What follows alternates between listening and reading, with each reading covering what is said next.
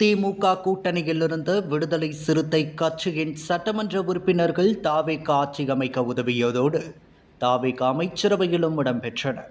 இது திமுகவினரை கடுமையாக விமர்சிக்க வைத்தது. பலரும் சமூக வலைதளங்களில் விடுதலை சிறுத்தைகள் கட்சிக்கு எதிராக கடுமையாக கருத்து தெரிவித்து வருகின்றனர். அந்த வகையில் முன்னாள் மத்திய அமைச்சரும் நீலகிரி தொகுதி எம்பியுமான ராசா சமூக வலைதளங்களில் வெளியிட்ட கருத்துக்கள் சர்ச்சைக்கு வித்திட்டது. அவரது கருத்துக்கு எதிராக மாநிலம் முழுவதும் விடுதலை சிறுத்தைகள் கட்சியினர் தங்களது எதிர்ப்புகளை பதிவு செய்து வருகின்றனர். பெரம்பலூர் மாவட்டம் குன்னத்தில் திமுக மற்றும் விசிகாவினரிடையே ஏற்பட்ட மோதல் பரபரப்பை ஏற்படுத்தியது. ராசாவை கண்டித்து விசிக சார்பில் ஆர்ப்பாட்டம் அறிவிக்கப்பட்ட நிலையில் அதற்கு எதிராக திமுகவினரும் போராட்டத்தில் ஈடுபட முயன்றனர். இரு தரப்பினருக்கும் காவல்துறை அனுமதி மறுத்திருந்தாலும் ஆதரவாளர்கள் திரண்டதால் சூழல் பதற்றமாக மாறியது. பின்னர் இரு தரப்பினரும் மாறி மாறி கற்கள் மற்றும் கட்டைகள் கொண்டு தாக்கிக் கொண்டனர். மேலும் காங்கிரஸ் செய்த துரோகத்தை விட விசிகா செய்த துரோகம் பெரிது என கூலிக்கு மாரடிப்பவர்களை விசிகா தொண்டர்கள் கடந்து செல்ல வேண்டும் என்றும் அவர் வலியுறுத்தியுள்ளார். இது திமுகவை மேலும் கோபமடைய செய்துள்ளது.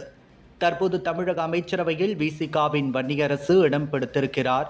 இதற்கிடையே விடுதலை சிறுத்தைகள் கட்சியின் முன்னாள் சட்டமன்ற உறுப்பினர் பனையூர் பாபு அந்த கட்சி தலைவர் திருமாவளவன் மீது காட்டமான விமர்சனங்களை முன்வைத்துவிட்டு கட்சியிலிருந்து விலகியிருக்கிறார்.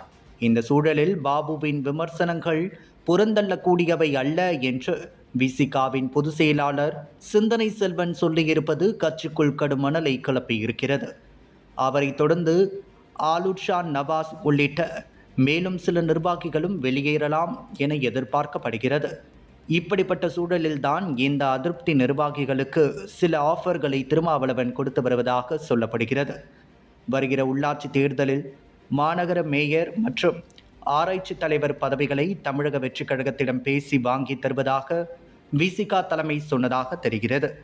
முன்னாள் சட்டமன்ற உறுப்பினரான ஆலூர் ஷா நவாஸ் தேர்தலில் சீட் வழங்கப்படாத கடுப்பில் இருந்ததாக ஏற்கனவே தகவல்கள் கசிந்துள்ளன. அதன் பின்னர் எங்கேயுமே ஆலூர் ஷா நவாஸ் தலை காட்டவில்லை. ஆனாலும் கட்சி சார்பில் ஆலூர் ஷா நவாஸுக்கு முதன்மை செயலாளர் பதவி வழங்கப்பட்டது.